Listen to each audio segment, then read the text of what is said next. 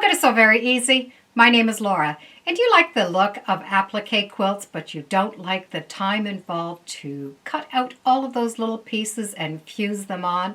Well, I have a project that is quick and easy, and all the pieces are already cut out for you. And to make it easy, a company called Laser Cut has cut all of the shapes out for you. And you can get these at your local quilt stores.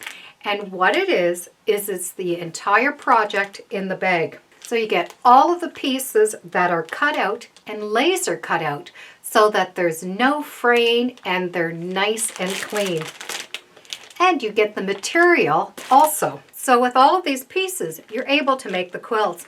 They have patterns like this hexagon quilt and animal quilts.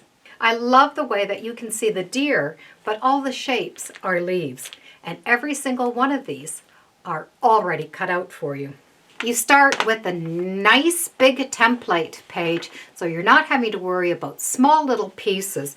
You have a nice big page to work with. If you're working with a white fabric, you're going to be able to just take this, and I iron the paper first so it's nice and flat. And I make sure that this white paper is on a white surface. And if you're using a white fabric, when you lay that fabric on top, you can see the print right through the fabric. So you know the layout of the fabric, which is very quick and easy. So you can take this to an iron and do it all at the ironing board. Even with the deer layout, you get the entire pattern printed on one big piece of paper. Even with the lighter beiges, you can see the printing right through that fabric. So you do not need to draw any lines at all.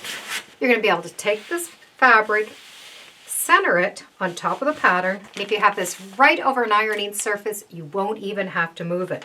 I pinned the pattern onto the fabric, and because it's white and I can see through it, I can just place the pieces on and fuse them down. With the darker fabric, you need to draw the lines first.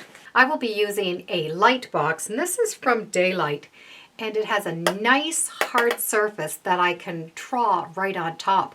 But you can also use a glass table, any type of a surface that you're going to be able to shine a light up through the fabric and through the paper. And by pinning my paper and my fabric together, if I need to move it, I can, and I'm not going to worry about it. So you can actually put this on a big window as long as they are all pinned together.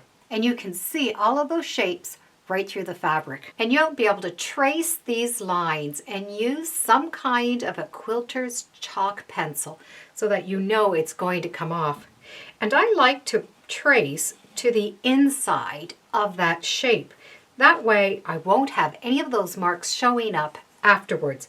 The applique is going to cover those shapes. The next stage, you can bring it to your iron, or if you have a very large pressing surface, this is a handy time to use it. This is a really big pressing sheet. It's nice and thick. It's from Clover. It's a great travel one, but I use it a lot just in my sewing room alone. I have my paper still pinned to that fabric. So all of my shape is now outlined. Now we have all of these beautifully cut applique shapes. And on the back is a paper. If you just wiggle it a little bit, the paper is going to come right off. And you have a beautiful, soft, fusible web. I'll take my fabrics now and put them in color order. And by putting those fabrics in piles of color, I'm going to be able to find the colors very easily just with looking at this picture. So I keep the picture right beside my project. As I find the shape, I'm going to take that paper off. It's not sticky, so there's nothing to worry about it sticking and not going back. And I lay it down right over those pieces that I drew. So it's sort of like a puzzle. And as I go along, I take the papers off, but I don't iron them yet. Because I have a big surface to work with, I'm going to fill that surface with all of the shapes first. Now this one happens to hit my nice big pressing surface, but if I could only do a portion at a time, then that's the portion I'm going to work on. And I make sure that as each piece goes down, I take that back paper off. I like to put the biggest pieces down first, and then I can fill them in with the small ones. After a while, I don't even need to refer to the picture. You can just tell where they go. I just love to see the picture start to form right in front of my eyes. Even the very small pieces are so precisely cut, there's no fraying of fabric at all. When all of the pieces have been laid on, I'm going to be able to iron these right on, and that adhesive is going to hold them. I like to use a little travel iron here. So I'll just take the iron and just hold it down for a second and hit all of the pieces and fuse them on. I can check as I go along to make sure everything is right. And because the iron is nice and small, I don't have to worry about the fabric shifting on me. Press all of these pieces down gently. Now I take the pins off and take the paper off from underneath. Having that paper there sort of gives you a reference point. It's perfect if you have your white fabric, but if you have the darker fabric, it's still okay if you were to put a light source underneath to see if you missed something.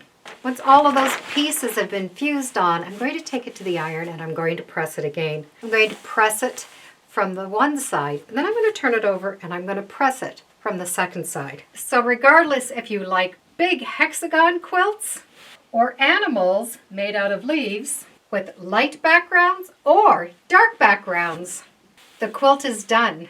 I now have 3 quilt tops done, ready to be quilted, and I haven't even turned on the sewing machine. Be sure to check with your local store to see if they carry these patterns. They are quick and easy and a lot of fun. Thank you for joining me today on Sew Very Easy. Feel free to subscribe, and as always, come on back. Let's see what we're sewing next time in the sewing room. Bye for now.